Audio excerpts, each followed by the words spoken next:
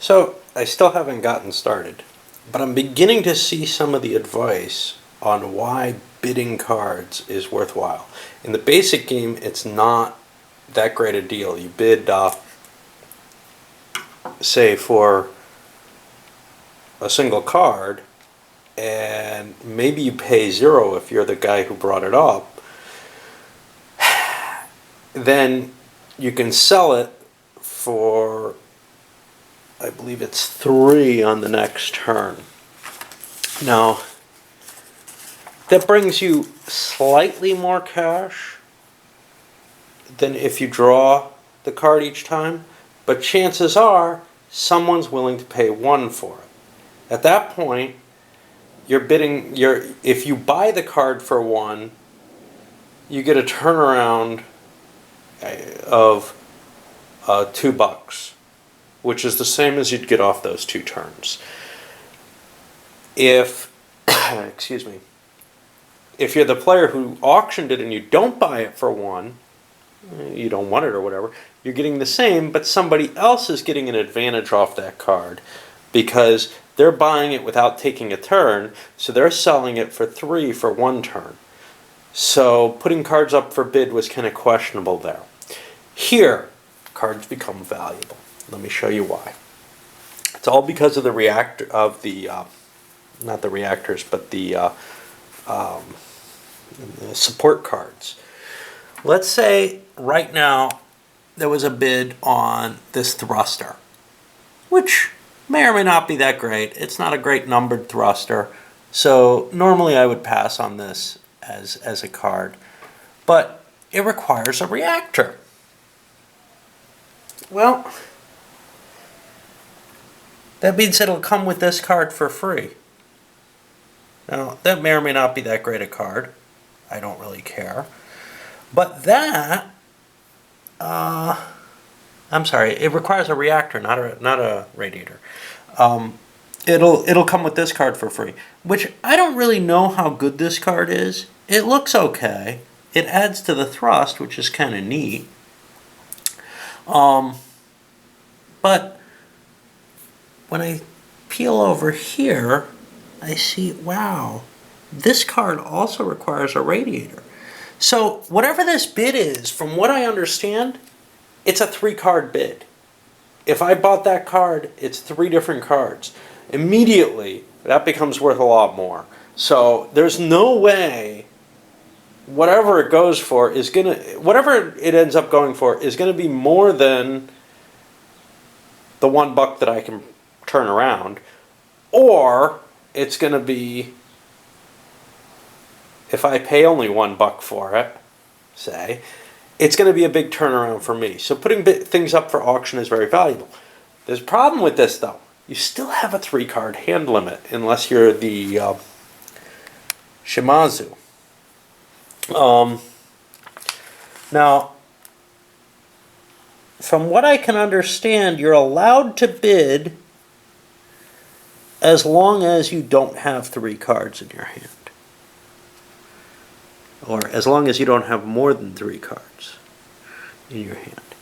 Which means you can collect this whole pile of cards, but then you're out of later bidding perhaps. In this case, you'd have 3 cards, that's fine. It's more than 3 that's a problem. But, again, so the piles that you're bidding become worth more. And then this also makes the Shimzu much more interesting. Because before, so what if I could have a lot of cards in my hand? You know, I mean, that was really such a minor advantage that I played without them in the first game. And I also have read online where people say that's not a good idea. So I think this is a big differential between the people who play the expansion and people who don't. People who play the expansion, yeah, you do want to put cards up for bid. People who don't play the expansion, it doesn't make sense. It really doesn't. Okay. So I've made it around the board once, and everybody's picked up a set of cards, basically. Not necessarily something they want. At the very least, they can sell them, as I've mentioned. But everybody's got at least 2 cards.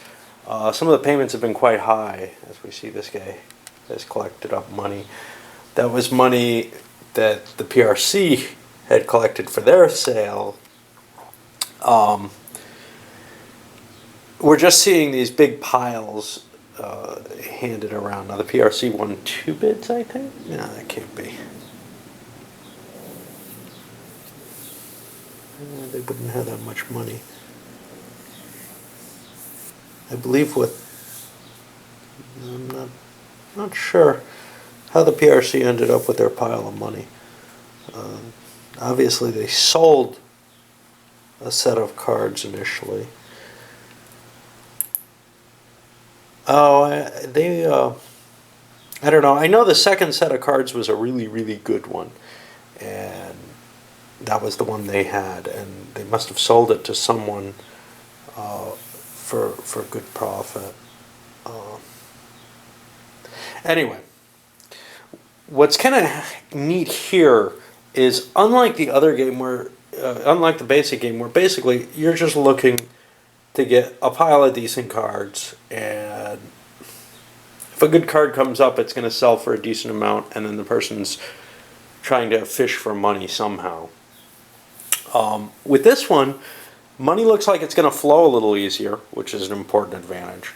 More, you're trying to piece together out of all these components that you're getting, some of which, aren't your primary choice of component, but you got to take what you got, sort of.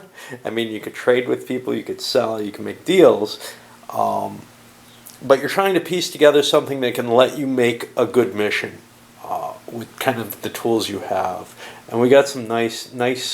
Some of them look really, really valuable. So, for example, I look at this reactor. This I think was one of the high sales pieces. I look at this reactor. Oh no, this just went. This first one. No. Yeah, he sold. That's why. Okay, I look at this reactor, and it halves your fuel consumption. Wow. But that only works if I get a thruster that needs fuel, that needs a reactor. So that's kind of... You got to try to balance out what's available, what you can do, and then once you have a tool set in hand, then I think is when you look, hey, what mission can I accomplish? I think that's a lot more exciting in terms of the levels of thought, etc., but maybe more planning, maybe more headache than the basic game. Certainly, though, towards the end of the basic game, I had a feel for where I could go with what. And now the what becomes more interesting because you have to put together your rocket out of components that include more variables than before. So after a couple of times around, we're starting to see some people boosting stuff into space. It's not really clear the what. So for example, here the Chinese don't have a thruster. They sent a robonaut and some support material for the reactor, and the radiator, I believe, is also necessary for the robonaut. But, I mean, they didn't send the crew, so it's not really clear how much intent they had sending that stuff up there.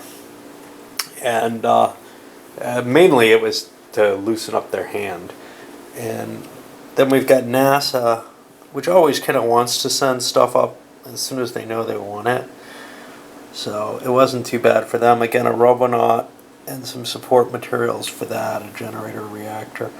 Now once that stuff's up there, though, it starts to really direct you more, because we're out of radiators, by the way. Everybody's bought up stuff with them. Because now you've paid a commitment to get that stuff up there. Now you can sell it to other players, but